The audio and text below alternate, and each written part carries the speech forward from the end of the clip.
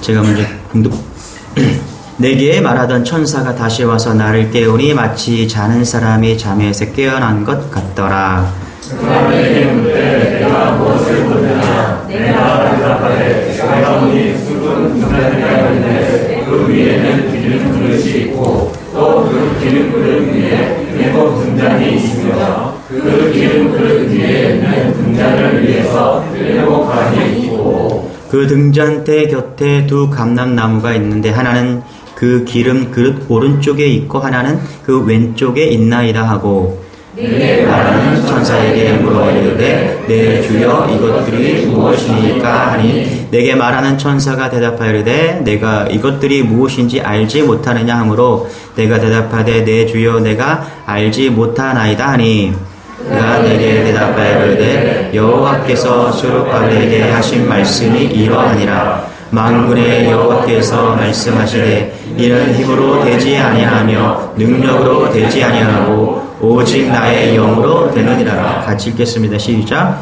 큰 사람 내가 무엇이냐. 내가 수숫바벨 앞에서 형제가 되리라. 그가 머릿돌을 내놓을 때 무리가 외치기를 은총이 그에게 있을지어다 하리라 하셨고. 아멘.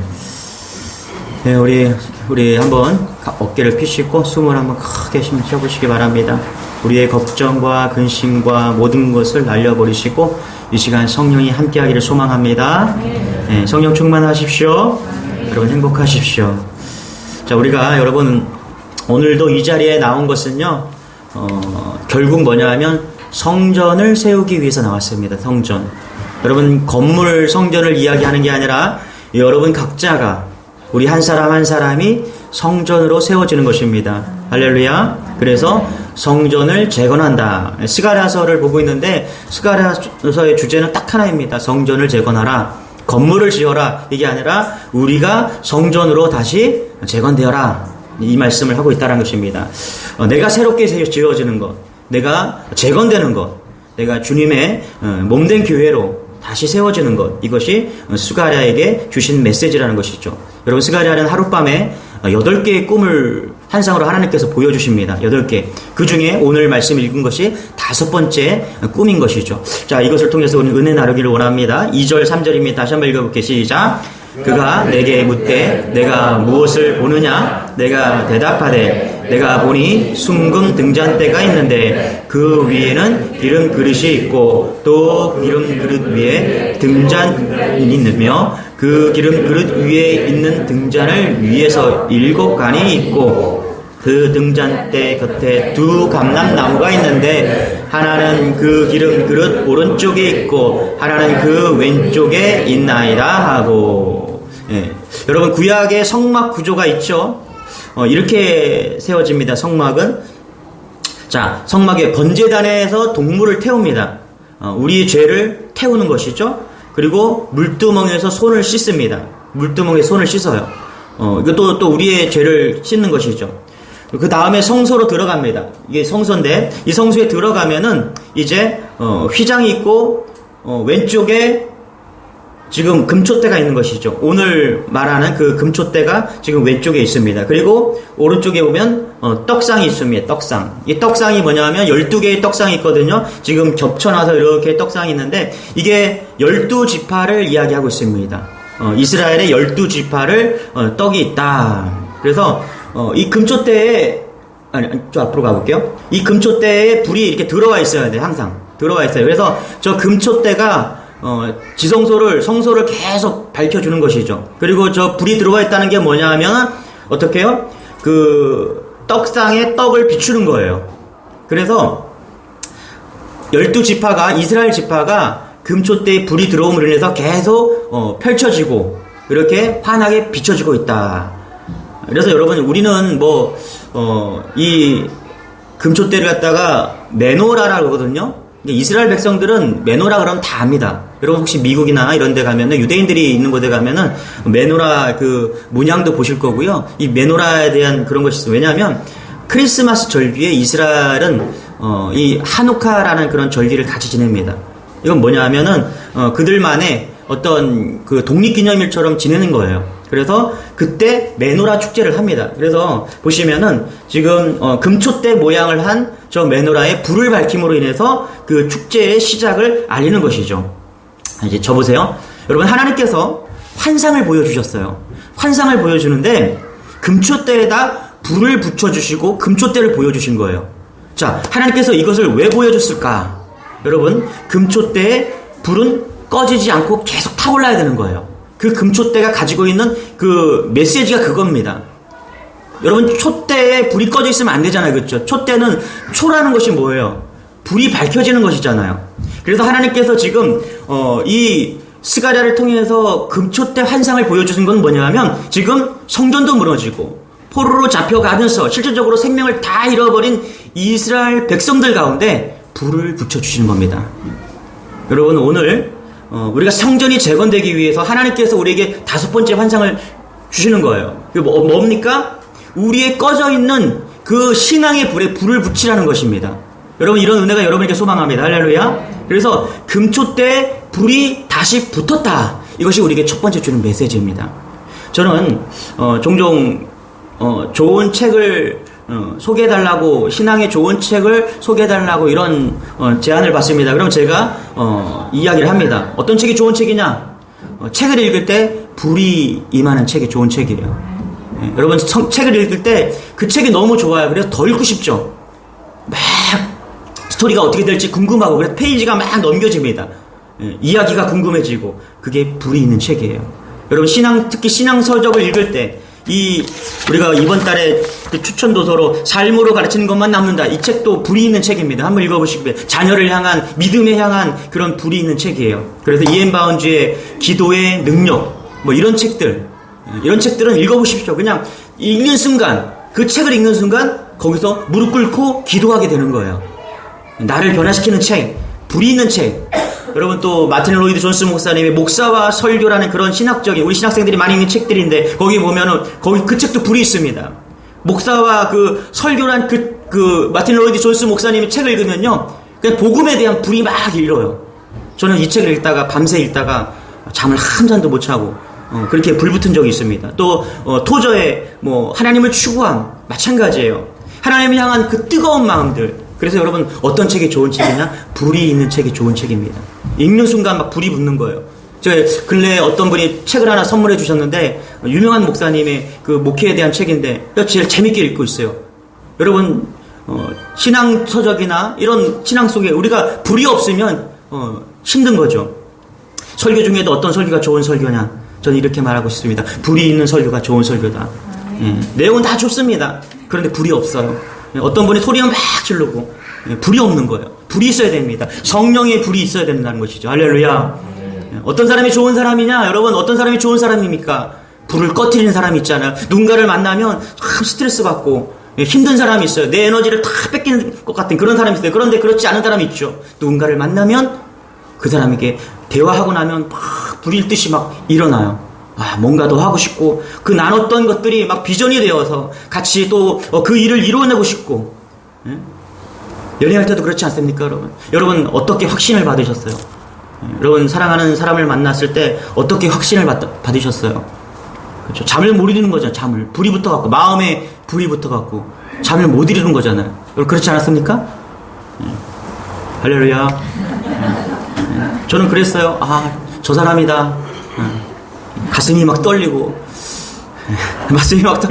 잠을 막 설치고, 20대 때는 그랬던 것 같은데, 연애할 때 막 그러잖아요. 밤새도록 막, 이렇게 하고. 불이 있어서 그래요. 사랑에 불이 있어야 되죠.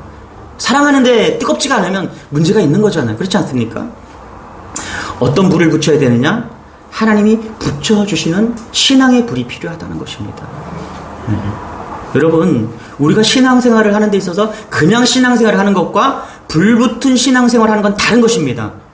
여러분, 불붙은 신앙생활을 하는 여러분 되시길 바랍니다. 할렐루야. 그럴 때 불처럼 활활 타오르는 거예요. 여러분, 연탄길이란 그런 시가 있는데, 다른 건 다 기억 못 하는데 그 연탄길이란 시에서 뭐라 그러냐면 이렇게 얘기합니다. 연탄재 함부로 차지 마라. 너는 한순간이라도 뜨거웠던 적이 있느냐? 이렇게 얘기합니다. 다 여러분도 아시는 그런 시일 거예요. 뭐예요? 연탄재. 그렇게 활활 타올랐을 때 죄가 되는 것이잖아요. 네. 불붙은 신앙이 되어야 된다. 우리 11절입니다. 같이 한번 읽어볼게요. 시작. 내가 그에게 물어 이르되 등잔대 좌우에 두 감람나무는 무슨 띠이냐니까 하고. 그렇죠? 근데 우리가 성막에서 보여줬던 그 메노라라는 그 금촛대를 보여줬는데요. 하나님께서 조금 다르게 보여주셨어요. 이번 환상에서는 하나님께서 조금 다른 그런 환상을 보여주셨는데 한번 보시겠어요? 이런 환상을 보여주셨어요. 이렇게 지금 4절과 5절, 우리 2절, 3절을 그림으로 그린 게 이 모습입니다. 그리고 11절의 모습을 그린 게 이 모습이에요.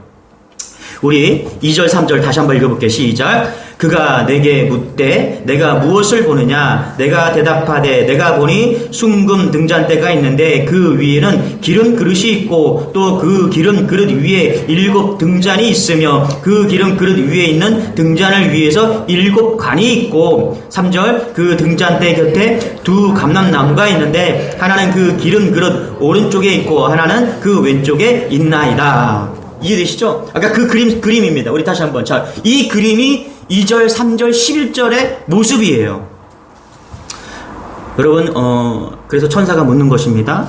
두 감람나무는 무엇입니까? 우리는 보면서 대충 이해할 수가 있는데, 스가랴는 이해하지 못해서 묻는 거예요. 여러분, 등잔대에 기름이 있어야 불이 붙여지잖아요. 그런데 그게 공급하는 게 뭐냐? 감람나무입니다. 감람나무 기름. 우리로 따지면은 올리브유죠. 올리브유. 저희 집에도 그 올리브유가 있더라고요. 그래서 그 당시에는 어떻게 공급했냐면 그 감람나무의 올리브를 따서 그것을 으깨서 꽉 짜냅니다. 짜내면 기름이 나오겠죠? 그 기름을 아침 저녁으로 제사장이 가서 메노라에게 금촛대에다가 붓는 것입니다. 그러면 이제 그 기름이 공급되니까 또 꺼지지 않고 불은 꺼지지 성소에 있는 그 불은 꺼지면 안 되는 거예요. 계속 불타 있어야 되는 거예요. 그래서 또 갈아주고 공급해주고 이렇게 되었다라는 것입니다. 자, 그런데 환상 속에서의 그림을 한번 잘 보시기 바랍니다. 여러분, 사람이 올리브 나무에서 기름을 짜지 않고요, 올리브 나무로부터 연결되어 있다는 것입니다. 그렇죠? 그래서 이 환상이 스가랴를 통해서 보여주는 의미가 뭐냐? 금촛대는 영원히 불이 붙어야 된다. 그렇죠? 이것을 이야기하는 첫 번째. 두 번째는 뭐냐 하면 이것이 끊임없이 기름이 공급되고 끊임없이 기름이 공급이 되는데 이것이 어떻대요? 하나님으로부터, 올리브 나무로부터 계속해서 공급이 된다는 것을 이야기하고 있다는 것입니다. 이 중요한 거예요. 불이 붙어야 된다. 두 번째, 끊임없이 기름이 공급되어야 되는데 이제는 누구부터? 사람의 제사장이 기름을 짜내서 그것을 제사장이 공급해 주는 것이 아니라 감람나무에서 공급해 준다라는 거예요. 이것은 무엇을 이야기합니까? 하나님께서 이제 책임져 주시고 성령으로 계속해서 기름을 공급해 준다라는 것을 이야기하고 있는 것입니다. 여러분, 바로 이것입니다. 우리가 우리가 그리스도인으로서 성전을 재건하기 위해서 첫 번째로 우리의 심령에 불이 붙어야 돼요. 여러분, 직장에 가면은 왜 다닙니까? 여러분, 직장을 무료 봉사하러 다니지 않잖아요. 직장은 돈을 벌기 위해서 다니는 거잖아요. 여러분, 직장이 끝나면 집으로 돌아가죠. 가정에 왜 돌아갑니까? 거기에 사랑하는 사람이 있기 때문에 가는 거예요. 그렇죠? 그렇다면 여러분, 교회는 왜 옵니까? 교회는 구원의 은혜인 거죠. 그런데 이 구원의 은혜를 하기 위해서 목적이 있다. 어떻게 할 것인가? 불이 있어야 된다는 거. 성령의 불이 있어야 된다. 그리고 그것은 인간이 공급해 주는 것이 아니라 하나님께서 공급해 주셔야 된다. 어떻게? 끊임없이 공급해 주셔야 된다는 것이죠. 그래서 여러분, 신앙생활을 아주 정말 다이나믹하게 하고 싶다, 내가 정말 뜨겁게 하고 싶다, 성령의 불이 있어야 됩니다. 성령이 불이 있는 것과 성령의 불이 없는 사람 틀린 거예요. 여러분, 여기에 일주일에 한 번씩 교회에 나오시는 분들도 있을 거예요. 그런데 여러분, 잘 보세요. 우리가 정말 일주일에 한 번 교회에 나와서 성령의 불이 붙을 수 있을까? 그거 쉽지 않은 겁니다. 여러분, 저도 목사인데 제가 만약에 일주일에 한 번씩만 교회에 나온다 그러면 신앙생활 제대로 할 수 있을까요? 아니에요. 저도 매일매일 교회에 나옵니다. 이유가 뭐냐 하면 성령으로 내 영혼에 불을 붙이기 위한 거예요. 여러분, 성령의 무기력에 빠졌던 사람이 있습니다. 그게 누구냐 하면 모세죠. 모세는 120살까지 살았습니다. 자, 40살까지는 왕궁에서 살았어요.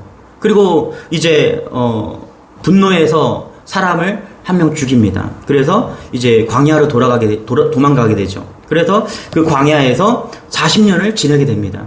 여러분 잘 보세요. 왕자로 40년을 살다가, 그쵸? 좋은 대학, 좋은 공부, 좋은 곳을 먹고 지내다가 어느 날 갑자기 이제 광야에서 40년을 지냅니다. 성경은 그의 삶을 무기력했다라고 이야기를 합니다. 무기력했다. 그런데 하나님께서 그 무기력했던 모세를 만나 주시죠. 여러분 그 모세가 어떻게 하나님을 만납니까? 우리 출애굽기 3장 2절을 한번 볼게요. 시작. 여호와의 사자가 떨기나무 가운데로부터 나오는 불꽃 안에서 그에게 나타나시니라. 그가 보니 떨기나무에 불이 붙었으나 그 떨기나무가 사라지지 아니하는지라. 떨기나무 하나 볼게요. 떨기나무입니다. 떨기나무.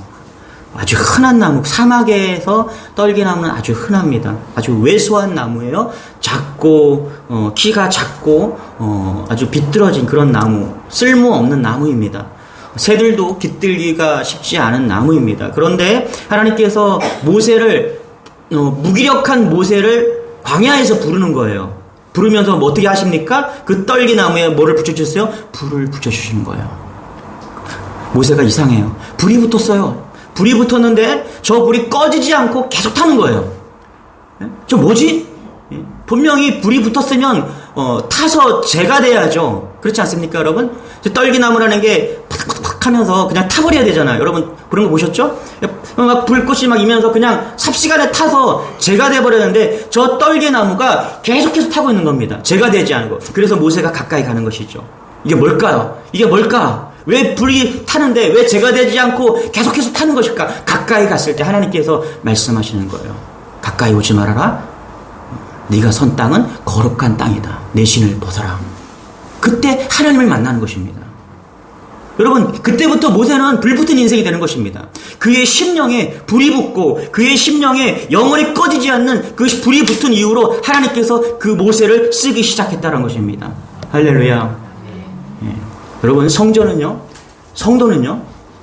위로부터 오는 끊임없는 공급이 있어야 됩니다. 교회는 사람이 세우는 게 아닙니다. 사람이 위로 가는 곳이 아닙니다. 교회는 눈에 보이는 것이 전부가 아닙니다. 교회는 사람 위에 유지되는 것이 아니고 오직 하나님께서 위로 가시는 것입니다. 그렇기 때문에 어떻게 해요? 하나님께서 위로부터 주시는 놀라운 성령의 불, 성령의 은혜로 말미암아 교회가 세워져 가는 것입니다. 그래서 여러분 하늘로부터 오는 공급이 있는 여러분 되시길 축원합니다. 그래서 그것을 갈망해야 돼요. 오늘도 오늘 예배를 드리면서 하나님께서 하늘로부터 나에게 주시는 놀라운 은혜가 있을 거야. 말씀을 통해서, 기도를 통해서, 찬양을 통해서. 여러분 이제 한 8개월 정도 진행된 그 러시아와 우크라이나 전쟁을 우리가 거의 뭐 기도할 때마다 많이 기도하지 않았습니까? 이제 그 러시아군이 점령했던 요충지가 몇 군데가 있는데 남부 크림반도 근처를 해서 한 세 군데 정도 요충지가 있어요. 그런데 거기에 헤르손이 있어요. 헤르손. 그 지역이 있는데 거기도 요충지입니다. 그런데 이제 한 3만 명의 러시아군이 주둔해 있다가 지금 다 도망갔어요. 어제 그저께 있었던 일들이죠. 막 도망가면서 이제 그곳에 다시 우크라이나가 다시 회복을 했습니다. 그래서 많은 국민들이 이제 회복된 것을 기뻐하면서 깃발을 들고 막 그렇게 합니다. 여러분 우크라이나는 군사력이 세계 25위입니다. 우리나라는 6위 정도 되더라고요. 엄청난 나라가 대한민국이에요. 탱크는 우리나라가 제일 많대요. 북한이 무서워서 탱크를 많이 6.25 때 얼마나 탱크 때문에 우리가 괴롭힘을 당했어요. 그래서 탱크를 엄청나게 지금 생산했는데 그게 지금 엄청나게 지금 세계로 막 지금 수출이 되고 있잖아요. 러시아는 군사력이 몇 인지 아세요? 세계 2위가 러시아죠. 이 러시아가 우크라이나를 처음에 8개월 전에 침공했을 때 러시아가 일주일이면 끝날 거라고 생각을 했습니다. 전쟁이. 그런데 착각이죠. 그들은 일주일치의 보급을 가지고서 전쟁에 나갔어요. 그런데 실질적으로 나갔는데 3일 만에 보급이 다 바닥이 난 거예요. 그러니까 넉넉히 가져간 게 아니죠. 일주일치 아주 저렴한 그런 식량을 가지고 이 전쟁에 나갔다가 3일 만에 군사 이제 다 먹어치운 거예요. 그러니까 배가 고프겠죠. 보급을 해달라고 하겠죠. 그런데 보급이 오지 않은 거예요. 그래서 현대 전쟁에서 가장 중요한 게 뭐냐? 이 지금 러시아와 우크라이나의 전쟁을 승패를 가린 게 뭐냐? 전쟁의 무기도 아닙니다. 무기는 러시아가 더 좋거든요. 그런데 보급이 되었냐 안 되었냐? 실질적으로 러시아 이 군인들은 먹을 게 없어서 개를 잡아먹었다고 합니다. 그것도 뭐 괜찮죠. 그렇죠? 개를 잡아먹고 먹을 것이 없어서 먹을 것을 마트에서 막 이렇게 훔쳐가고 뭐 그렇게 영상들이 막 있지 않습니까? 보급이 중요하다. 끊이지 않는 전쟁의 보급이 중요하다. 그래서 여러분 러시아가 이제 전쟁에 이제 거의 다 이제 뭐 졌는데 이유가 뭐냐면 러시아는요 미사일을 쏘잖아요. 탱크가 망가지잖아요. 그러면 그 망가진 부품들을 다시 만들고 미사일을 쏘면 또 미사일을 만들어야 되잖아요. 그럼 러시아는 지금 경제적으로 너무 어려워서 그것을 만들 수 있는 수준이 아닙니다. 그래서 계속해서 전쟁을 할 수가 없는 상황이에요. 그런데 우크라이나 같은 경우는 EU나 미국이나 특히 미국에서 엄청난 그 군사력을 지원해 줍니다. 뭐 여러 가지 막 계속 끊임없이 지원을 해줘요. 네. 그러나 러시아는 지금 지원해 주는 데 아무도 없어요. 북한 유일하게 이제 북한이 이제 러시아랑 이렇게 지금 요즘 소통을 하고 있는데 중국도 손을 놔버렸잖아요. 우리 줄 것도 없다. 북한도 줄 것도 없죠 사실. 그러니까 러시아는 더 이상 지원받을 게 없는 거예요. 그런데 우크라이나 같은 경우는 뭐 EU나 이런 주위의 나라들에서 계속해서 지원을 해주는 거예요. 여러분 미국의 군인들은요 전쟁을 하잖아요. 그러면 그 전쟁터에 맥도날드가 세워진다고 합니다. 군인들을 위한 맥도날드. 그들의 전쟁 사기를 높이고 그들의 보급을 위해서 그곳에 맥도날드가 투입이 된대요. 그래서 햄버거를 먹을 수가 있대요. 놀랍죠? 우리 군대에도 이런 혁명이 일어나길 소망합니다. 군대에서 그냥 쫄쫄 많이 먹은 게 초코파이밖에 없어요. 그냥 생라면 물 먹었고 그냥 그 익지도 않은 그거 먹고 그렇게 군생활을 했는데 맥도날드가 속히 들어오기를 소망합니다. 전쟁은 뭐냐면 이제 보급이에요. 우리가 영적 전쟁을 이야기합니다. 여러분 교회도 영적 전쟁이 이루어지는 곳인데 영원히 마르지 않는 그 보급품을 하나님께서 우리에게 주십니다. 할렐루야. 그 기름을 부어주시는 거예요. 그게 뭐냐면 성령의 기름입니다. 할렐루야. 이것이 없으면 교회는 멈추고 뻑뻑해지고 이제 전쟁이 끝난다는 것입니다. 질 수밖에 없다는 거예요. 그러면 어떻게 이길 수 있냐? 하늘로부터 오는 그 놀라운 성령의 불붙는 기름, 끊임없는 그 하나님께서 주시는 그 놀라운 계속적인 기름을 공급받아야 교회가 승리할 수 있고 재건될 수 있다는 것입니다. 4절 5절 같이 한번 읽어볼게요. 시작.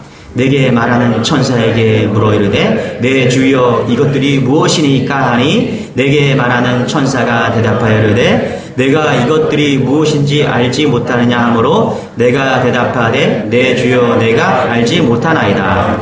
자 보세요. 스가랴가 아까 그 감람나무에 끊임없이 기름을 공급해주는 지금까지는 계속해서 제사장들이 계속 막 쥐업 짜서 올리브를 나무를 기름을 막 아침 저녁으로 갖다 부었잖아요. 그래야지 불이 꺼지지 않고 계속 탔잖아요. 그런데 그것을 보는 순간 스가랴가 이게 뭡니까? 라고 천사에게 물은 거예요.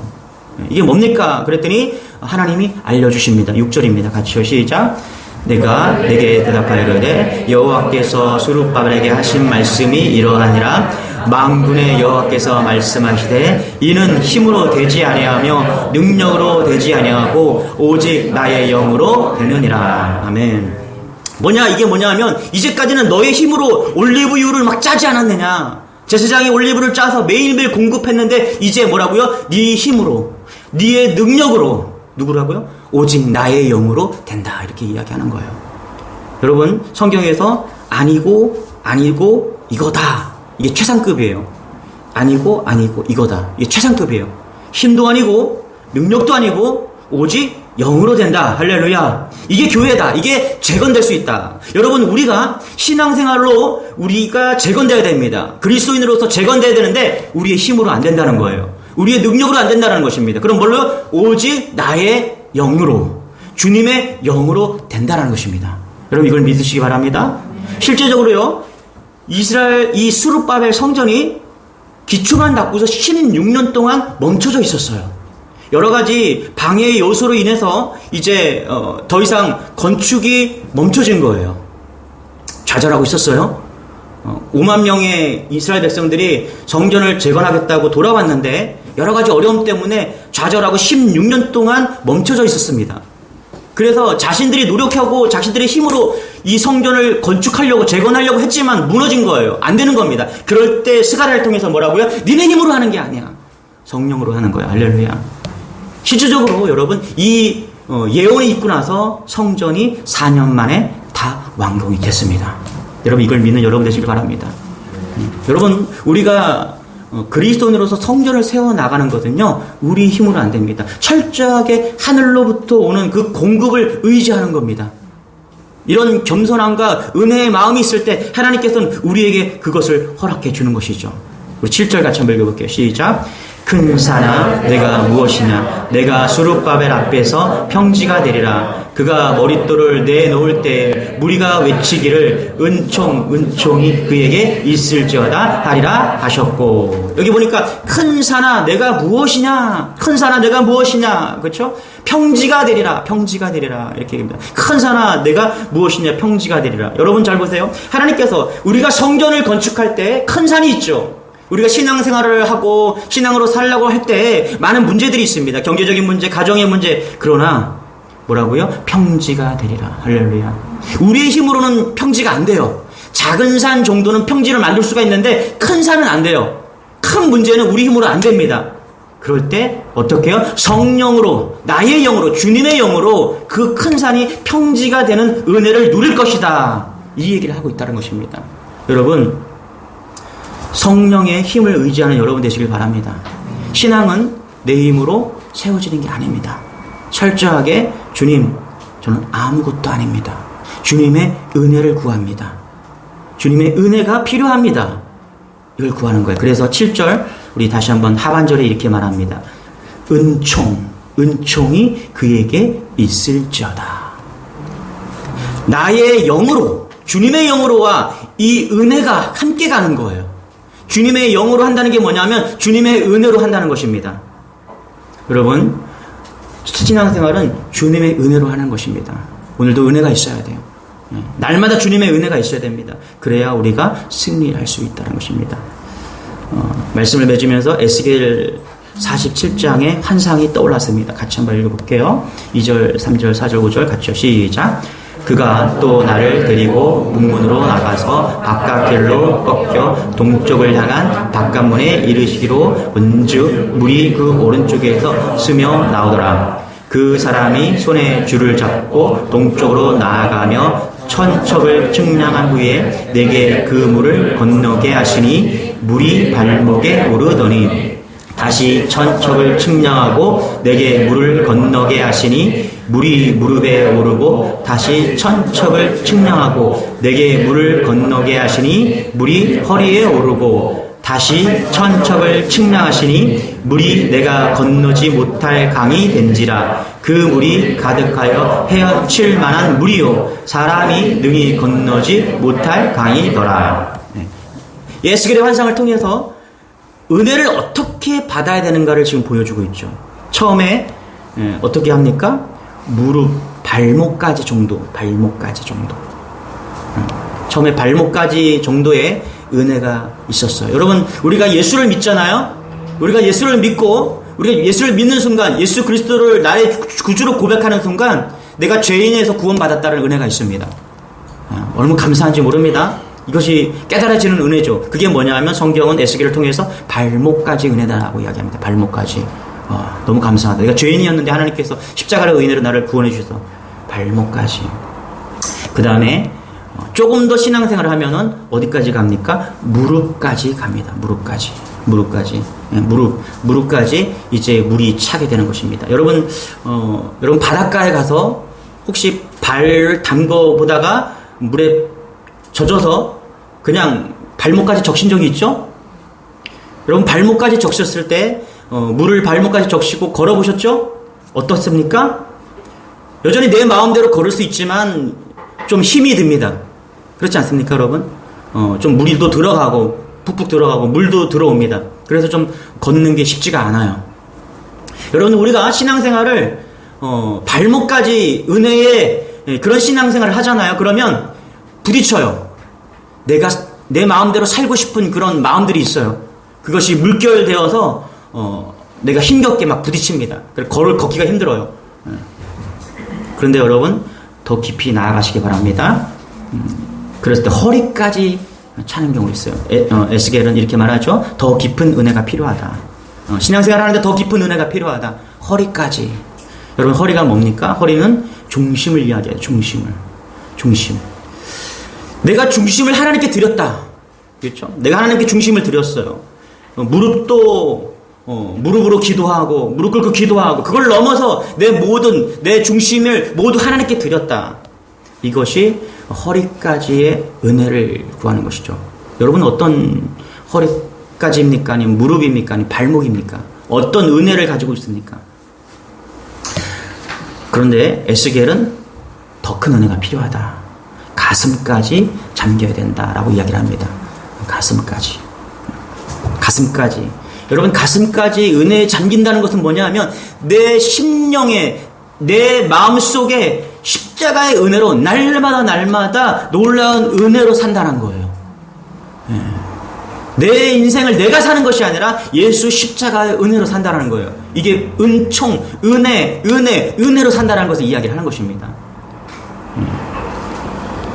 여러분, 완전히 잠겨야 됩니다. 그러나 완전히 잠겨야 돼요. 나의 입도 잠겨야 됩니다. 눈도 잠겨야 돼요. 물속에. 여러분, 우리의 눈과 입이 다 잠겼다는 것이 무엇입니까? 내가 보는 것도 이제 내가 보는 것이 아니라 주님이 보는 것을 원하는 거죠. 입도 내가 원하는 말을 하는 것이 아니라 주님이 원하는 말을 하는 겁니다. 그래서 성경은 뭐라고요? 진짜 은혜는 십자가와 함께 죽었다라고 이야기하는 거예요. 죽었다. 여러분, 신앙생활을 할 때 내 의지로 하는 것과 내 이성으로 하는 것과 성령의 능력으로 은혜로 하는 것은 다릅니다. 어떻게 성전이 건축이 되냐, 어떻게 성전이 재건되느냐 하면 성령의 영으로, 주님의 영으로 은혜 안에 있을 때 우리가 성전이 재건이 된다는 것입니다. 저는 우리 주님의 교회가 이런 은혜가 있기를 소망합니다. 우리의 힘이 아니라, 우리의 능력이 아니라 오직 주님의 은혜로, 주님의 영으로 날마다 성전이 재건되어지는 그런 놀라운 은혜가 있기를 소망합니다. 우리 모두 자리에서 일어나서 우리 찬양합니다. 예수님 목마릅니다.